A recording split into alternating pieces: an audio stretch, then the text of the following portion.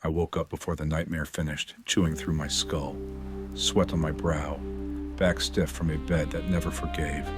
My chest rose with sharp, deliberate breaths.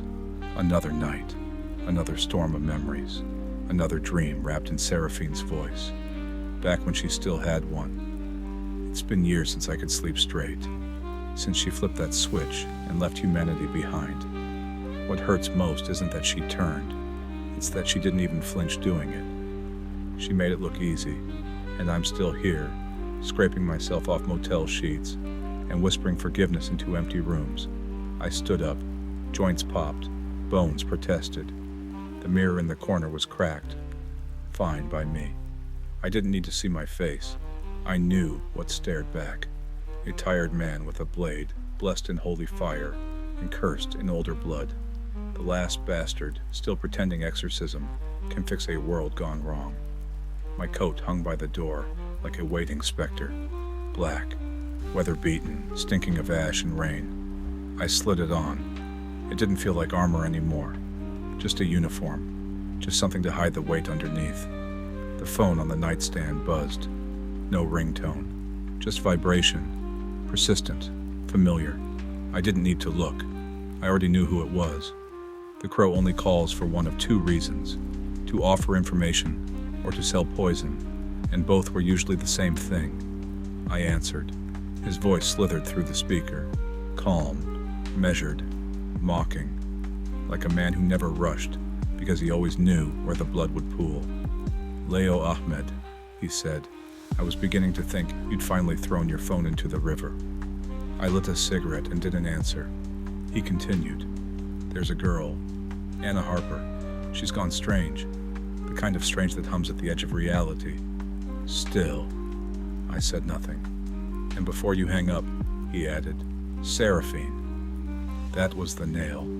He knew the word, the one that short-circuited my better judgment, the one that made me get out of bed, strap on weapons laced with old prayers, and step into the rain like it might cleanse something it never could. Where? I said. Meet me at the Pale Wren. midnight. Bring that grim stare of yours. You'll need it.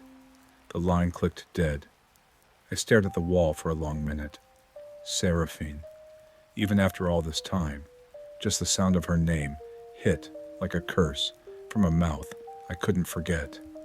I holstered the blade, slid the flask of sanctified water into my coat, kissed the edge of a silver charm without thinking. Old habits, useless comfort. But we all need something. Outside, the night was a bruise. Cold wind, slick asphalt.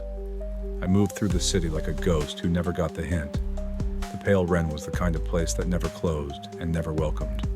A rusted neon sign buzzed like a dying wasp overhead. I stepped in. The scent of cigarette smoke, cheap liquor, and regret hit me like a memory. The bar was nearly empty. Just two drunk regulars passed out in the corner, and the bartender pretending not to hear the ceiling creak. And at the far end, in a booth, cloaked in shadow, sat the crow.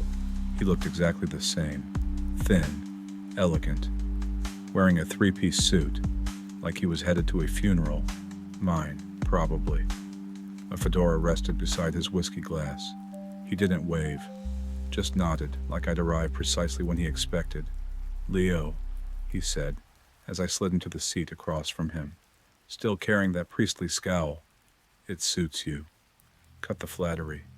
You mentioned Seraphine. He smirked, swirling the amber in his glass, straight to the heart of it.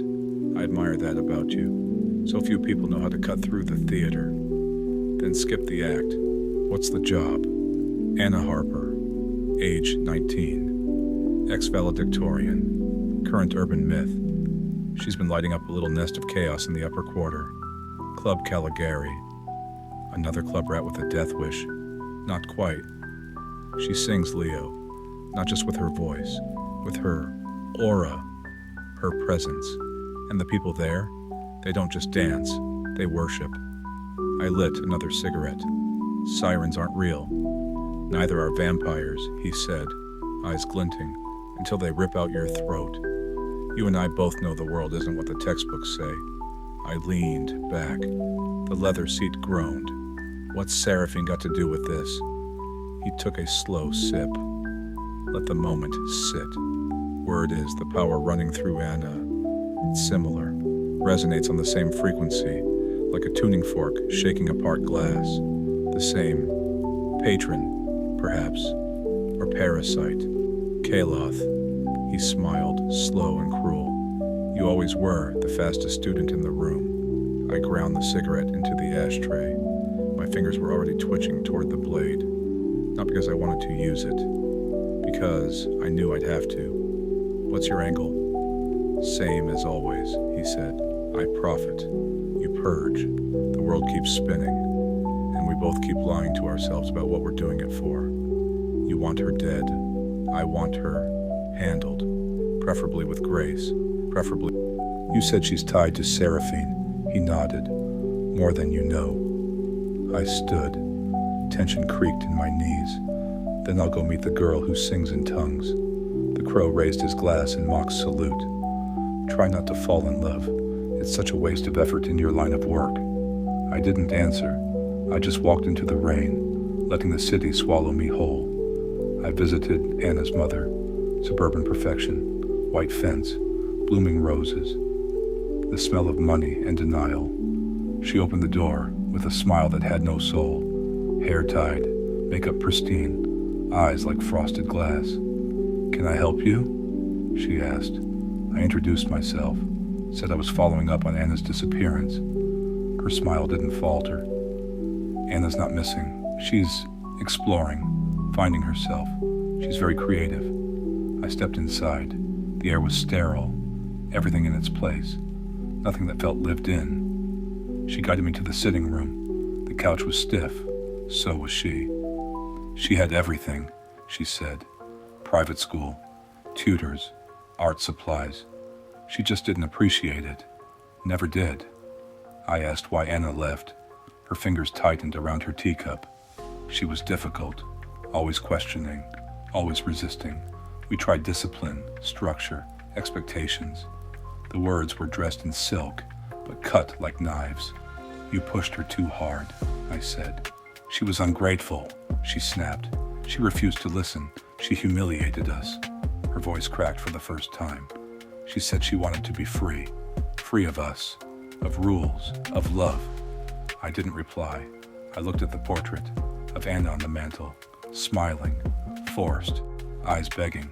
The club was the next stop. Club Caligari, named after a madman. Fitting. It was a hive of bodies and noise. Pulsing beats, lights like blades, heat, sweat, desperation. And in the center of it all, her, Anna. She stood on stage like a queen of decay, gown shimmering, eyes glowing faint gold. And when she sang, it was like the world stopped breathing. Her voice wasn't just sound, it was presence, command, worship. The crowd swayed, faces slack, minds open, hearts surrendered. She looked at me. You're not like them, she said mid-song. You're broken. I pushed forward. My head ached, my vision blurred. You don't know me, I said. No, she whispered, but I feel you, and you feel me. Kaloth's presence flickered behind her eyes, the same darkness I'd faced before, the same hunger. You're being used, I said. You're a weapon in someone else's war. She laughed, soft and hollow. I'm free, she said, for the first time in my life. I stepped onto the stage. She didn't resist. I can help you, I said. You can't help what doesn't want saving, she replied. The crowd screamed. The air turned cold. Club Caligari wasn't a building. It was an altar. Music poured like blood through speakers. Bodies swayed like ritual. And above them all stood Anna. When she sang, reality bent. The lights pulsed to her breath. The crowd danced like their bones obeyed her pitch. Her eyes glowed with unspoken memories, and her voice was a drug laced with prophecy. I made my way to her, the world smearing around me. She saw me coming. You're the hunter, she said, but you're not here to kill. You're here to beg. You wear guilt like perfume, Leo Ahmed. I can smell your sin from the stage. Tell me, do you dream of the girl with the blue hair? The one who chose the abyss over you? My fists clenched. She stepped closer. You couldn't save her, and you won't save me. But maybe that's the point. Maybe you're not here to win. Maybe you're here to watch it all fall apart again. She lifted a hand, and the room changed. I wasn't in the club anymore. I was back in the chapel where I lost Seraphine. The candles melted into vines. Blood dripped from the rafters. And standing before me wasn't Anna. It was Darkwood, that fiend who ruined my life. You never learned, Leo, he said. You don't kill monsters, you breed them. Then it shattered. Reality reformed. Anna stood there, eyes wide, mouth trembling. Did you see it too? She whispered. He's here. He's inside me. Kaloth. The air froze. The crowd collapsed like strings cut from above. Anna screamed, a sound like every pain I ever buried. Leo, she begged, please, help. And then he was there, Kaloth, not possessing, not whispering, present.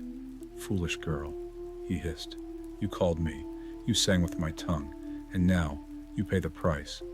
No, I shouted, drawing my blade, but he moved faster than thought. He touched her forehead. She collapsed, gone. Not dead. Erased. A light blown out from the inside. I screamed. I charged. He vanished. Police sirens in the distance. The crowd still unconscious. My blade dripping from nothing. They found me standing over her body, and I didn't run. I didn't speak. They cuffed me, and as they dragged me out, but I digress, to make any kind of sense of this, I need to go back to the night it all started.